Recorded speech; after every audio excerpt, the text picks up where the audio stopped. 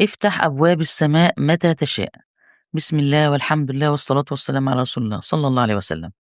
ما قال عبد قط لا إله إلا الله وحده لا شريك له، له الملك وله الحمد، هو على كل شيء قدير، مخلصا بها وجهه، مصدقا بها قلبه، ناطقا بها لسانه، إلا فتق الله له السماء فتقا حتى ينظر إلى قائلها من الأرض، وحق لعبد نظر الله إليه أن يعطيه سؤل.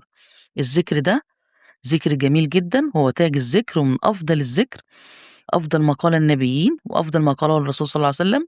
هنا الإنسان اللي بيقول الذكر ده ربنا سبحانه وتعالى بيفتح له أبواب السما وينظر إليه، ومن نظر الله إليه لم يعذبه، وفتحت له أبواب الرحمة. فبعد الذكر ده تقدر تدعي الدعاء اللي نِفْسك فيه، في أي وقت نِفْسك تدعي ربنا قُل الذكر ده وادعي باللي نِفْسك فيه. برضه الذكر ده كمان من أذكار الصباح والمساء. الرسول صلى الله عليه وسلم بيقول: "من قال 100 مرة لا إله إلا الله وحده لا شريك له، له الملك وله الحمد وهو على كل شيء قدير، كانت له عدل 10 رقاب من ولد إسماعيل، وكتبت له 100 حسنة، ومُحيت له عنه 100 سيئة، وكانت له حرزًا من الشيطان يومه ذلك حتى يمسي، ولم يأتي أحد بأفضل مما جاء به إلا أحدٌ عمل أكثر من ذلك."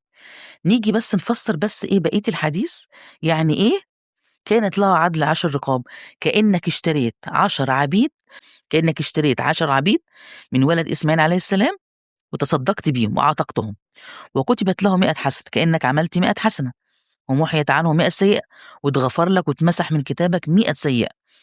مش بس كده، وكانت له حرزًا من الشيطان، يعني حماية وحصن من الشيطان. طبعًا الشيطان ووساوسه والطاقة السلبية والأفكار السلبية والأحزان والوساوس، ربنا بيحميك في اليوم ده لو قُلت الذكر ده 100 مرة، مش هياخد منك 10 دقايق.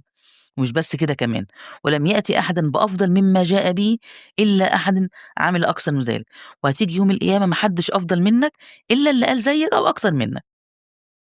برضه الرسول صلى الله عليه وسلم بيقول: "هذا الذكر أفضل ما قُلت أنا والنبيين من قبلي، لا إله إلا الله وحده لا شريك له، له الملك وله الحمد، يحيي ويميت على كل شيء قدير."